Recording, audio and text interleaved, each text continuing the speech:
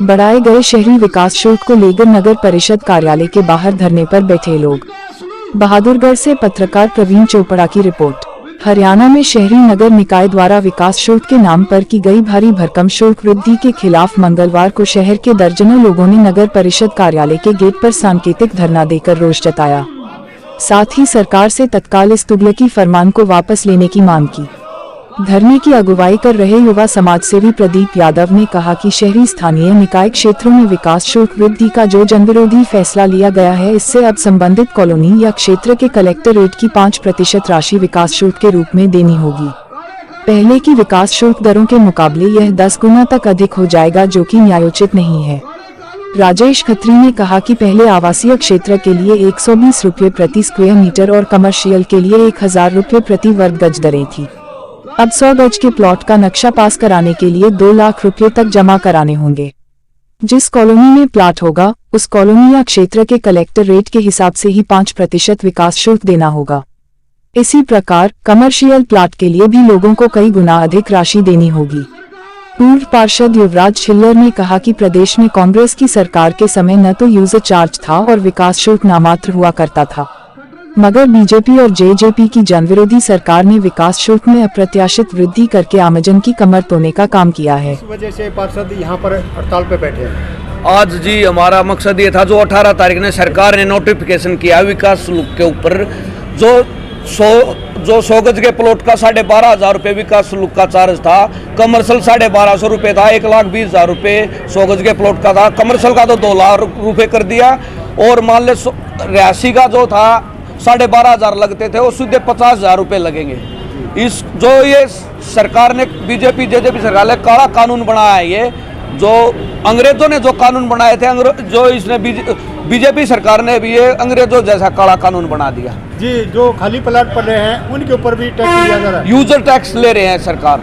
तो क्या सुविधा दे रखी है? कोई सुविधा नहीं दे रहे, खाली जनता पर बोझ डाल रहे हैं, जनता पर नए टैक्स लगा दिए।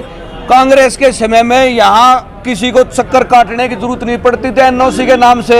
आज एनओसी के नाम से किसी ने अपना मकान बेचना पड़ जाता है, एनओसी के नाम से धक्के खाने पड़ते हैं नगर परिषद के अंदर। बिल्कुल सरकार ने लूट मचा रखी, गरीब आदमी पे भारी बोझ डाल रखा है। इस काले कानून को वापस लेना चाहिए। एनओसी की जरूरत नहीं होनी चाहिए नगर परिषद में चक्कर काटने की लोगों को। जैसे पहले कांग्रेस के टाइम पर रजिस्ट्री होती थी, ऐसे ही रजिस्ट्री होनी चाहिए। इसकी जितनी भी प्रशंसा प्रशंसा करने का तो नाम ही नहीं है इसका। पूरे बहादुरगढ़ पूरे प्रदेश के अंदर जो टैक्स लगाया गया है यह बिल्कुल निंदनीय है। जैसे कोई 100 गज का प्लॉट था, 120 रुपये उसका रेट था नक्शा पास का, आज कलेक्टर रेट के हिसाब से उसका 5% बढ़ता जाएगा, जो कि 1 लाख रुपए भी हो सकता है आपका। तो मेरी सरकार से यही प्रार्थना है कि भाई जो ये टैक्स लगाया गया है इसको फौरन वापस ले। जो अंधभक्त हैं उनको क्या कहना चाहेंगे आप? अंधभक्तों के ऊपर भी ये टैक्स लगेगा, पर यह है कि भाई उनकी अंधभक्तों की थोड़ी सरकार है तो उनकी बिना एनओसी के रजिस्ट्री हो जाएगी। दिया जा रहा है, कहीं इसकी शुरुआत यहीं से बहादुरगढ़ से तो नहीं और ये पूरे हरियाणा में मार पड़ने वाली? देखिए, अगर ये शुरुआत पूरे हरियाणा की बहादुरगढ़ से है तो ये हमारा सौभाग्य है कि लोगों को जागरूक करने में और सरकार की नींव लाने में बहादुरगढ़ वासियों का भी एक हाथ रहा है। तो मैं तो ये कहूँगा कि सरकार जब तक लोग सड़कों पर उतरे, इससे पहले ही सरकार इस काले कानून को वापस ले ले। इसी में भलाई है, सरकार की भी भलाई है और आम जनता की भी भलाई है। पहले ही आम जनता जो ना हर महंगाई के मुद्दे पे ले लें आप, महंगाई है और बेरोजगारी में हरियाणा नंबर 1 है। तो सरकार टैक्स लगाने में भी हरियाणा को नंबर 1 ना बनाए और इस काले कानून को वापस ले और तुरंत प्रभाव से वापस ले, तो इसी में सबके लिए अच्छा। प्रधानमंत्री जी की बात को ज़्यादा ही सीरियसली ले गए, जिन्होंने ये कहा था कि आपदा में अवसर ढूंढना।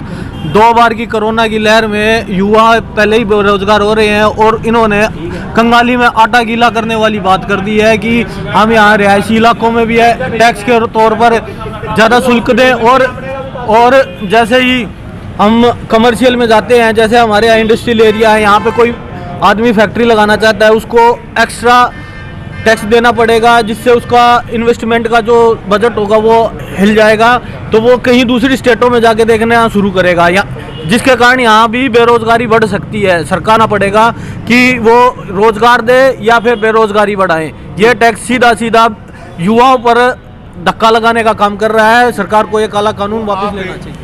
क्या आशा करते हो कि आने वाले समय में आप देखिए, मैं आपको बता देता हूँ, नौकरी मिलने के आसार हैं? मैं आपको बता देता हूँ, नौकरियों के ढकोसले तो इन्होंने बहुत बार दे चुके हैं, युवाओं को भड़काने का काम पहले ही कर चुके हैं, और आज ये लोग वो काम कर रहे हैं, भागते चोर की धोती पकड़ना। आप समझ रहे हो ना इस बात को? ओले पचोले टैक्स लगाकर जनता को परेशान करने का काम कर रहे हैं। हरियाणा में जनता का माहौल बदल चुका है। आने वाली सरकार कांग्रेस पार्टी की सरकार होगी और इन लोगों को जाने का टाइम है, और जनता को ये जो चोट दे रहे हैं इसका आने वाले समय में वोट के दम पर जनता इनसे बदला लेगी। धन्यवाद।